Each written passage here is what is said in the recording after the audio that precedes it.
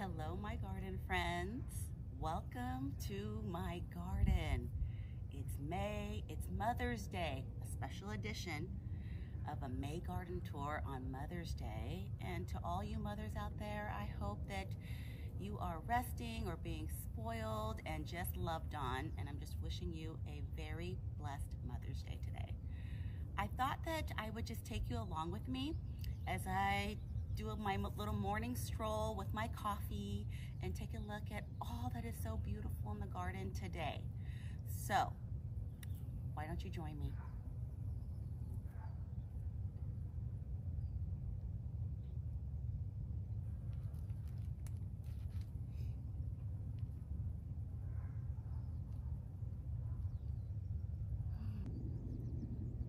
Okay, we are starting with this view here.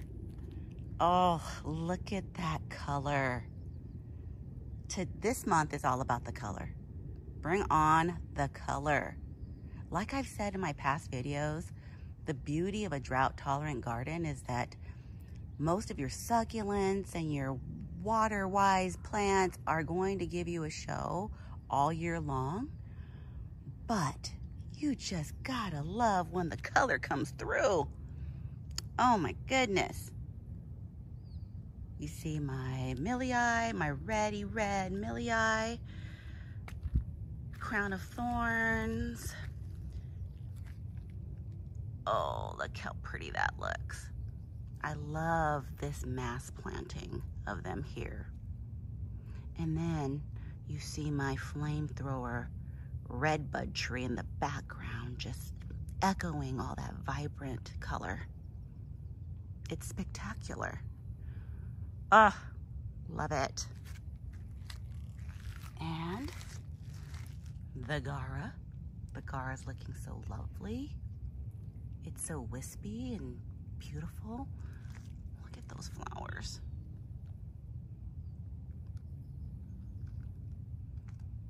So pretty. So pretty. So that's the approach of my garden for all the walkers, the walker-bys, the pedestrians. That's how they approach my garden.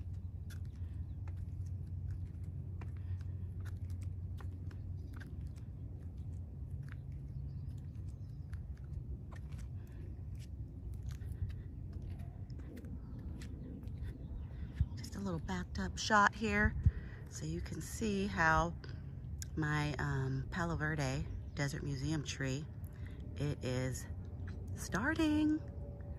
Oh, those yellow blossoms are so pretty. I cannot wait until it is in full bloom. That usually takes place in June. So stay tuned for that because it is really quite a show. The tree stump garden is looking pretty good. You know, it's cleaned up. If you might have seen in my last video where I finally cut back all the daffodil foliage. While I love those daffodils, boy, it is hard to leave that foliage up and seeing everything look a little unkempt. But again, worth it. So worth it. Let's see, is there anything notable here in the tree stump garden? We took some of those bigger agaves out this past month and it looks more size controlled and to scale, which I am loving. The Fred Ives, my goodness. They are just beautiful all the time. I love it. And behind the Fred Ives is Super Vena Amethyst, Sparkling Amethyst by Proven Winners. This is an annual, however, here in my Zone 910 garden, it winters over for me and it stays. It winters over, it comes back year after year. It is such a pretty bloom. Look at that. I'm waiting for all my littles to grow up here. I can't wait till that happens. But if you can imagine, you know, the Lisianthus. That's that flower right there. Lisianthus are a perennial. It's a tender perennial. They are gorgeous rose-like flowers, and they have a very long vase life. That's the beneficial part about the Lisianthus. Besides their beauty, they live long in a vase, up to like 14 days, which is awesome. And then the lupin, I added the lupin in my garden because they are also perennial, so they'll come back year after year, as well as they are a North American native. So trying to find natives that I love, that I enjoy, that I find beautiful, and slowly adding those into the garden. Pollinators love that plant, and it's that beautiful spiky bloom. So I'm looking forward to that. And then imagine the coral zinnias as the backdrop. So excited about that.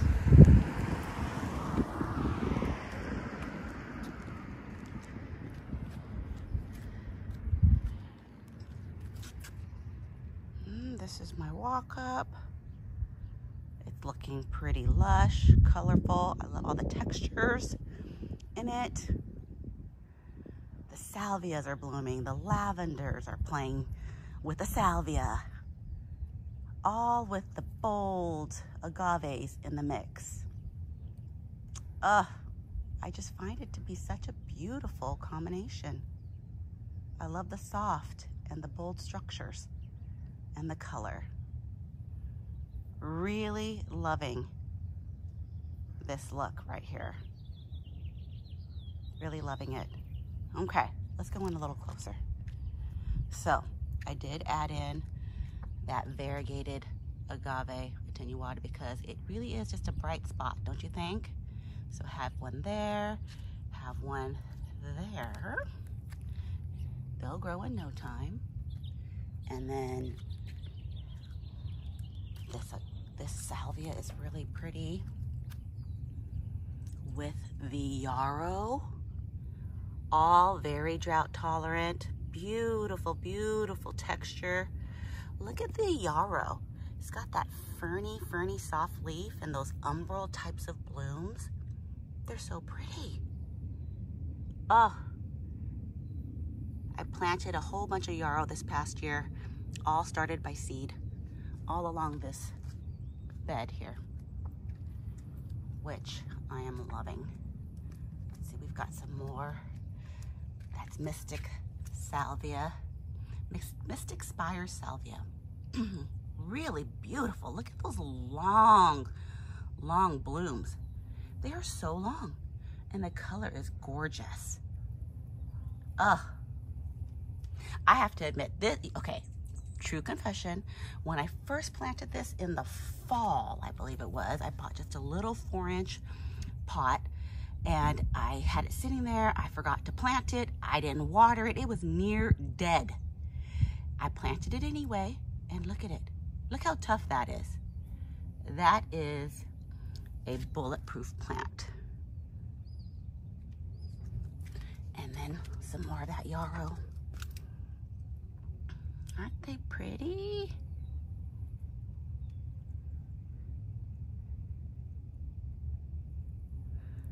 Okay, let's see.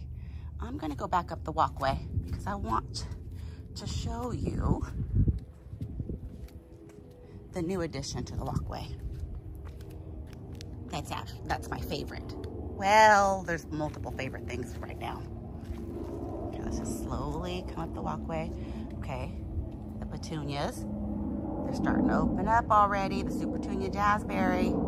I cannot wait until that really fills in. It should be abundant, and I'm going to water these every day, just spot watering to help them get established. And then the plan is to back off on the watering and see if they can handle our summers in full sun with less water and minimal fertilizing. That's the plan. I'll keep you posted on that. But loving all that. Okay, let's just take a look at the iceberg roses. Oh my goodness. They are just in full bloom. They are just tried and true. This plant is tried and true. And the reason why I chose iceberg roses is because I see them all around my neighborhood. They're all around the neighborhood. No one's deadheading them. They get minimal water. No one's really fertilizing them. And they look good most of the year. That's a winner in my book. And I love them. I love it. So there are 4 roses here. And when they are in full bloom like this, I just love it. It's just a big old cloud of blooms. So beautiful. Okay, let's just take a little stroll around the island here. Take a look at what else is happening. Okay, I do have this new plant that I need to plant that I'm really excited about. Agapanthus is also a kind of tried and true common plant in my area. However, I found this beautiful variety. Let's see here. Can you see that? It's bicolor, purple and white, and it's called Fireworks Agapanthus by Monrovia. That is going to just be beautiful. And when I see those beautiful round blooms next to the roses and all the purple and white that I kind of have in my garden, I think it's just gonna tie it all in beautifully. So I need to get that in the ground, and I can't wait to see those blooms in real life. Okay, what else? The butterfly bush. This is new this year. This is Pugster Amethyst Buddleia, or butterfly bush. And these blooms are pretty big. I love it. Let's see, let me put my hand here for scale. Look at that bloom. Really beautiful. Beautiful. So just added that. This was my first butterfly bush. It's about the same color, but the blooms are a lot smaller. So that got moved to the background a little bit there, and the new Pugster got moved to the foreground, and you can see why. Okay, let's see, anything else over here on this side? Well, let's just take a look at the redbud. Isn't that just stunning? Just stunning. I love also how the red, those vibrant colors are kind of, you know, on each side with the Crimson Queen Japanese maple over there, which is all leafed out and looking so sculptural. It's really a piece of art over there. We'll get a closer look in just a second. But this red bud, the colors on this red bud are something else. You have all these different colors at the same time. And those leaves are so gorgeous. They're huge, heart-shaped leaves, right? This is, let's see, I planted this in 2022, fall 2022. So it's still young. I'm waiting for it to grow. I want more of this. I know I need to be patient, but it's just so beautiful. And it's underplanted with Sedum Autumn Joy and Echinacea. Both very, very tough, full sun plants. Very drought tolerant. So that should all be playing well together, growing and blooming at the same time in the summer. So I can't wait to see that. Let's see, what else is happening over here on this side? Still love that podocarpus back there in the corner. I see blue, podocarpus. Still need more of you. I love it. Love the color and the texture. Okay, so let's just swing around and keep going. Let's get a close-up of Crimson Queen. Isn't that not so stunning? It has grown a ton. This is an original tree to my garden when I first installed it in 2020. And it has just spread out wide with those graceful branches. Oh my goodness. And those beautiful leaves. I don't know if you could really see the color through the camera. I hope it's picking up. But it's just this beautiful burgundy. And again, the structure, so pretty. Now I've got my limelight hydrangeas in the back, and I want those to sort of peek over the Japanese maple in the summertime. So that's the plan. And then I wanted to show you this. I've got this blank wall here. This is the side of my garage. Let me back up a little bit. So, I want to do something here on this wall. I'm thinking possibly a diamond-shaped espalier. I was inspired by Dig, Plant, Water, and Repeat. She did a diamond-shaped espalier using star jasmine. And I thought that would look really pretty here as just a nice green background and not too showy. So either that or some type of wall or vertical succulent art. You know, using succulents to fill in a frame. That was my other inspiration. I feel like the espalier will be more striking, but the succulents will also just tie in nicely with the theme of my garden.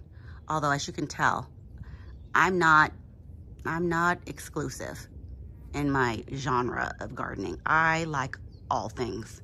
They just have to be tough and can handle my brutal summers. That's my only requirement, and I have to love them.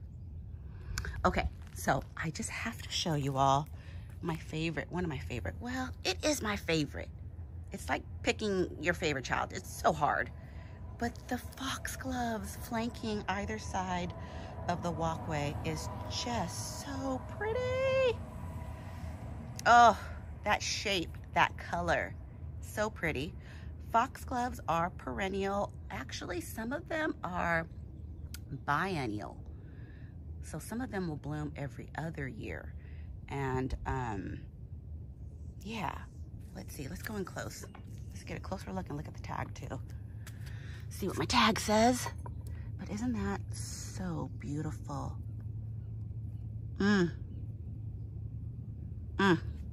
Love it. Okay. Let's see here.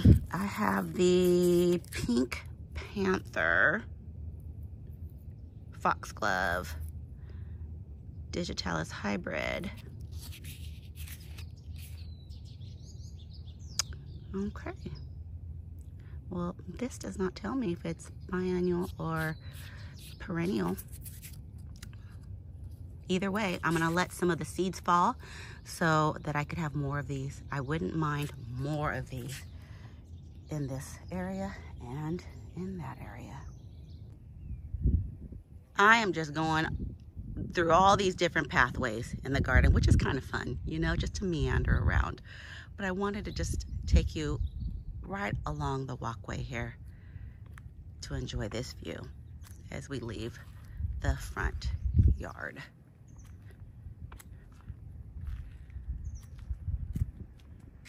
Isn't that just beautiful?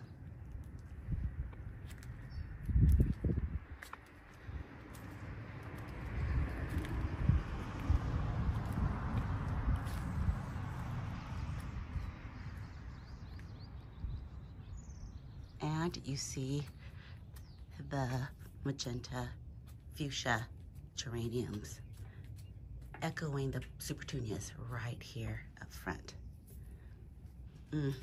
So pretty. Okay, real quick, since 3 out of my 4 roses are blooming, I'm gonna take you on a quick mini rose tour. Okay, so Desdemona is the only one that's taking a little rest right now. Out of my 4 different varieties of roses, this is the only one that's in between flushes. But boy, that first flush was just spectacular. And I was able to share those with some coworkers, and hands down, it was just unanimous. Everyone said it was the best smelling, most intoxicating smelling rose. Ugh, just awesome. And I'm so happy with these tree roses here. So happy. Oh, we got one little bloom. Let's take a look. Isn't she just beautiful? Okay, I'm gonna take a little smell too while I'm here. Let's see here. Oh, that smell. It's soft. It's got the traditional rose smell with a little bit of citrus notes. It's just lovely. Absolutely lovely. Okay, real quick. Let's just go look at the other roses. I can't wait for these to grow.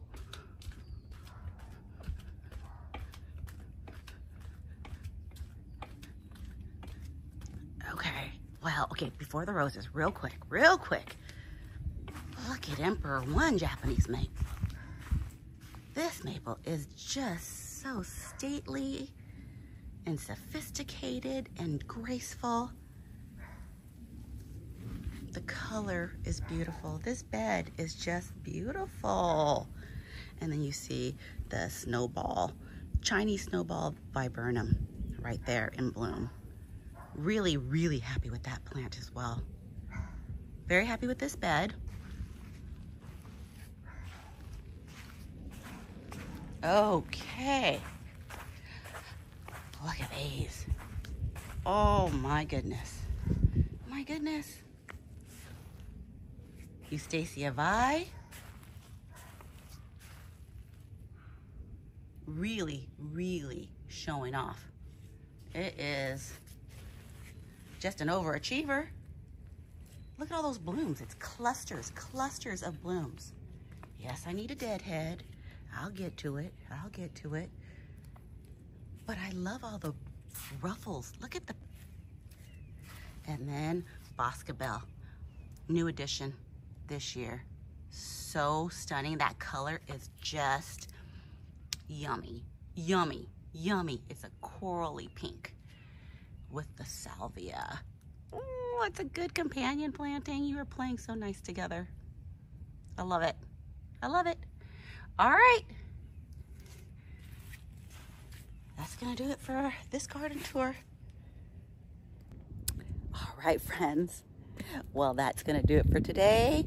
Thank you so much for going on this special Mother's Day garden stroll with me today. And make sure you tell your mother how much she means to you today and always.